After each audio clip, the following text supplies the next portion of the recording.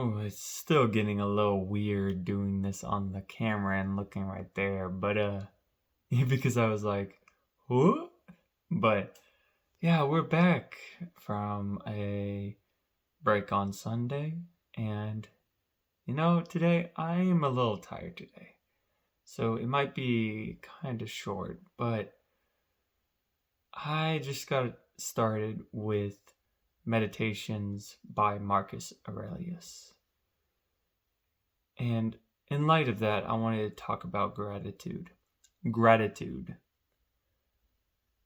Because at the beginning of Meditations, Marcus Aurelius goes through all the people that he is grateful for and also what he has learned from them and why he's grateful to them.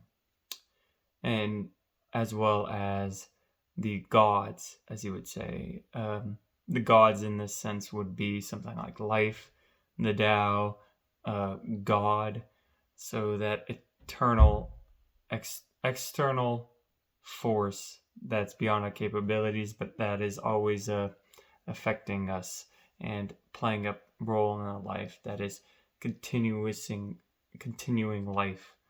Uh, so he also contributes a lot of what he's grateful for to the gods as well, or that we'll say just the gods for this instance. But remember, it's also, you can interpret that as the Tao, Logos in Stoicism, uh, well, the Tao, God, uh, life in general.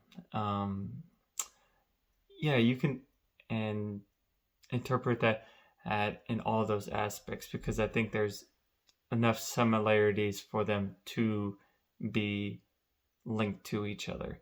But anyways, what was interesting is that he gave thanks to the gods for just the people in his life, that he had good mentors, that he had good friends and family, that he had good parents, that he had good grandfathers, a good grandfather, and he had a good wife and children. And that's a good segue into gratitude. Gratitude in general. And I think the first thing I want to talk about with gratitude is how it's not, I would argue, it's more of a skill learned than something inherent in you with genes.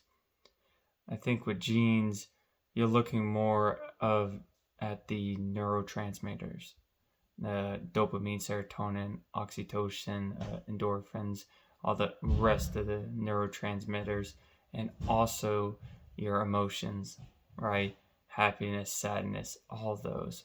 I think genes have a bigger part in those than they do something like gratitude, where you have to say out loud multiple times what you're grateful for, where you have to make sure you continuously keeping up with things that you're grateful for, unless you wish to start being ungrateful, start to fall into despair, to start are thinking that kind of like they call it Hanlon's razor.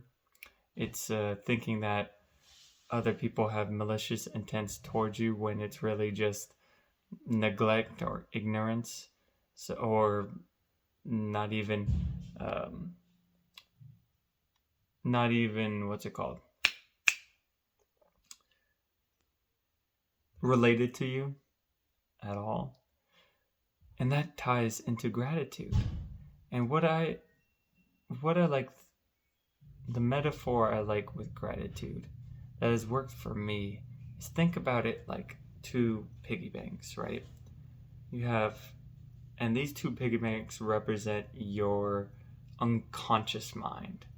So your unconscious mind can be ungrateful, can be grateful, And of course, it can be somewhere in between. Now, if you complain about something out loud, right? Me and someone else went on a ferry, and they talked about how long was it taking, and he hated it taking long boat rides, and that you put it in, that complaining is put into the ungrateful, or let's just say that complaint is a coin that you put into the ungrateful piggy bank. Now the ungrateful piggy bank is heftier than your grateful piggy bank. And these are representations of your unconsciousness, right? So, do that enough, complain enough, say how bad the world is, or how bad your situation is, how ungrateful, not ungrateful, but how crappy of a situation is everything that could go wrong, that is wrong with your life. More and more coins are put into into the piggy bank until it's so heavy that when you're naturally walking around life, your unconscious will bring you ungrateful thoughts. They will give you things to complain about. Your brain will focus on things that you want to complain about and are ungrateful for. That's what's interesting about our brains, right? Is whenever we start believing in something, it points out things to confirm that belief. That's confirmation bias in a nutshell, right? Is when you start believing in something, your brain goes and searches out for information to reinforce that. That's the same with unconscious, is unconscious gratitude and ungratitude. Is that when you do it enough, when you complain and you're ungrateful enough, your brain will subconsciously, unconsciously seek out things to be ungrateful for, things to complain about. Now let's do it the other way, right? You have the grateful piggy bank. And let's say, put my hands together, I say, I'm grateful to be alive. It's one coin, right? Tomorrow I say, man, I'm grateful I have just a wonderful family, wonderful sister, wonderful father. Another coin in the piggy bank. I'm in traffic. And there's a thought out of just needing to complain, but instead, put my hands together. Well, don't do that when you're driving. Do this, but say out loud, you know what? I'm grateful that I'm in traffic because I'm able to listen to my audiobooks and also call the people that I love and talk to them more. I would say put 3 freaking coins into that gratitude piggy bank. And if you keep doing that, and you say it out loud, or you write it down, do something specific, not just think it, but to say it, to write it down, to even act it out, will put more coins into that grateful piggy bank. And like we were talking about, now your brain is going to subconsciously or unconsciously go out and find grateful things to think about, things that you should be grateful for. For example, once I started actually filling up my grateful piggy bank, there was one time where I was just walking down the sidewalk, and just a thought came out of nowhere. Just, wow, I'm so thankful I have legs. I didn't consciously think that. It unconsciously just came up. And why? Because I kept saying before I ate something I was grateful for. And I did that enough until this piggy bank got so heavy that my unconscious couldn't do anything but think gratefully. And I think that's how gratitude works. And I think that's this way is more impactful and actually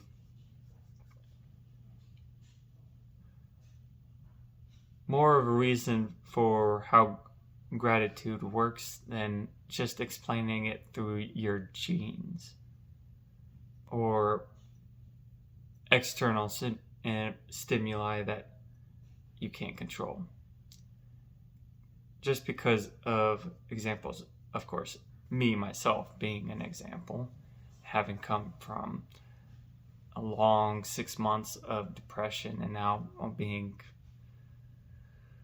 just blissful to be alive and grateful to be alive. Also seeing others as well, specifically those that are religious, so Christianity, at least for where I'm living right now, and the families and people I observe who continue to be grateful for what they have, and also that outlook on life being their natural state of being. And then from the people I read about, right? Marcus Aurelius. Like, it's wild to think this man who was emperor in the last 10 years of his life, I've had to deal with a revolt, had to deal with his brother dying, his co-emperor as well, his wife dying, having lost multiple children I think they had 14 children, and he only has mentioned 3 of them so far. And in the introduction, it did say that most of his children died. So wife, brother, most of his children die. All his mentors dying as well.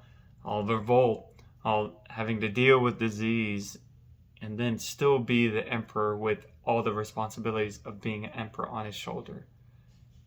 He's still first page of his practically journal is the unleashing of his gratitude, of the things that he was grateful for.